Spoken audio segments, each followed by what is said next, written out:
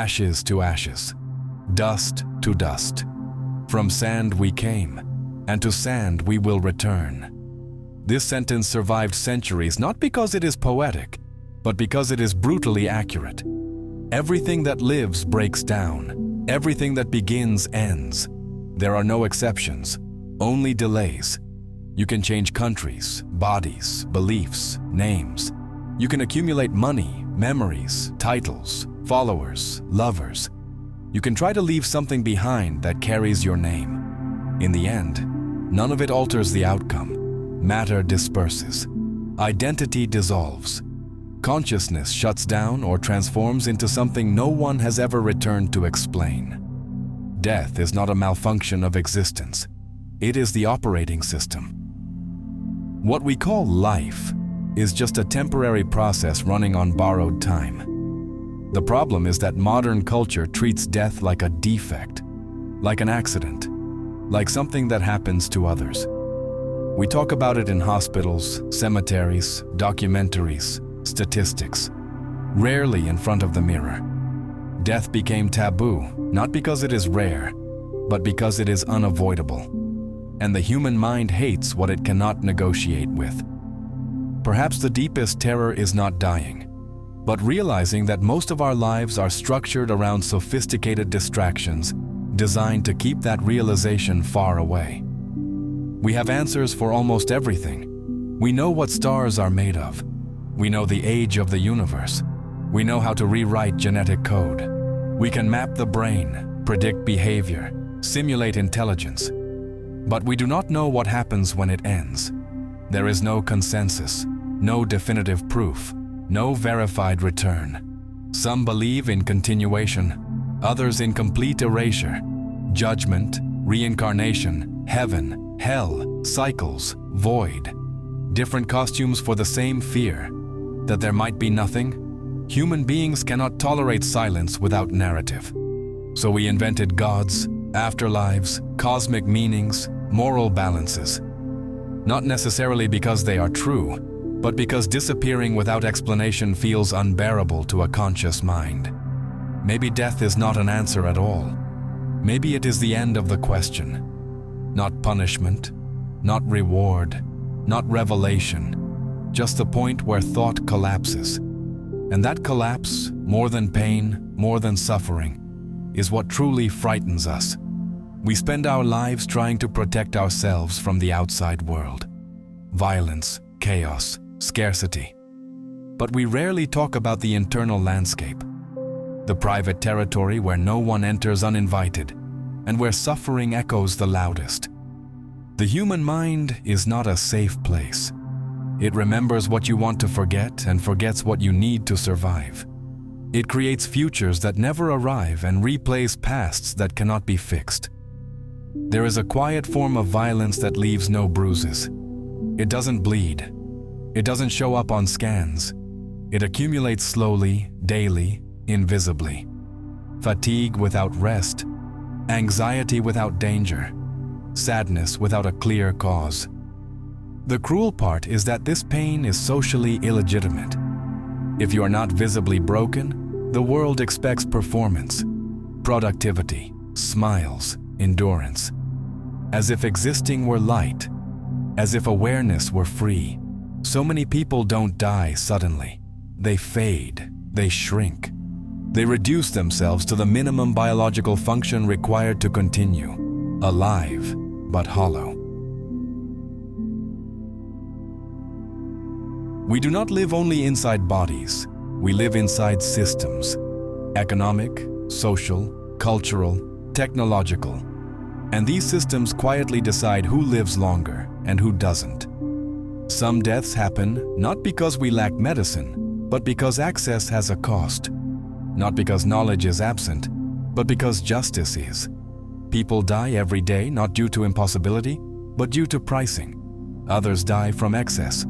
Excess stimulation, excess work, excess empty food, excess pressure, excess noise, excess information, everything in surplus except meaning. The modern world is excellent at extending lifespan and terrible at making life tolerable. We engineered comfort and manufactured emotional abandonment, convenience and isolation, digital connection and physical loneliness, longevity without depth, efficiency without purpose. Dying early or late is often not an individual choice. It is a structural consequence. No matter how much the mind dreams of permanence, the body reminds us daily that it is temporary. It ages, it fails, it accumulates damage. Even when it appears healthy, something is quietly deteriorating. The body is not the enemy. It simply obeys physics. Cells malfunction, systems collapse, organs tire.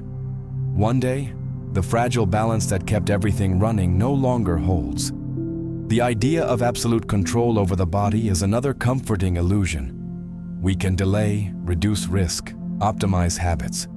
We cannot eliminate the final breakdown. Life does not end because you made the wrong choices. It ends because life is designed to end. No one chooses where they are born. No one chooses their body. No one chooses their genes. Some begin life with invisible advantages. Others begin already compromised. The story that everyone has the same chances collapses at the first medical exam. There are inherited diseases, silent predispositions, biological lotteries that determine lifespan before the first memory is formed. Death is not democratic. It follows statistics, not motivational speeches. This is not pessimism. It is observation. And perhaps accepting this is more honest than insisting on comforting lies about universal fairness. If everything ends, if everything fails, if everything is uncertain, then what is the point?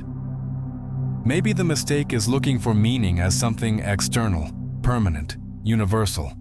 Maybe meaning is not discovered. Maybe it is assembled, temporary, fragile, personal. Not a cosmic mission, but small local reasons. Moments that do not save the world, but make existence slightly less unbearable. Maybe living is not about defeating death, but about refusing to live anesthetized while waiting for it. Maybe spirituality is not believing in something higher, but being fully present in the little that undeniably exists now. Not transcendence, attention. Ashes to ashes, dust to dust. From sand we came, to sand we return. Not as tragedy, not as glory, but as material continuity. Death does not invalidate life. It defines its limits, and limits, paradoxically, give shape. If we were eternal, nothing would be urgent, nothing would be heavy, nothing would matter. It is because everything ends that every moment carries tension. It is because everything finishes that every choice leaves a trace. You don't need to live as if you were special, but maybe you should live as if you were temporary. Because you are. And in the end, when silence arrives, there will be no regret, no guilt, no fear, only absence. And perhaps strangely, that absence is peace. Before you leave, stay with this feeling for a moment. What you just listened to isn't content meant to entertain. It isn't here to distract you, numb you, or fill time. It exists because there are thoughts most people avoid, and silences most platforms don't tolerate. This channel is built for those who feel the weight of existence and still choose to look directly at it. For those who don't need easy hope, fake motivation, or loud optimism to keep going. Just honesty, depth, and space to think. If this video reached you in any way, know this first. Simply being here already matters. Watching, listening, letting the words sink in. That alone is support. Sharing the video, leaving a comment, returning for the next one. All of that helps more than you might imagine. Still, if you feel a quiet sense of connection, if this channel feels like a place you belong, even briefly, becoming a channel member is a way to keep this kind of work alive. Membership isn't about status.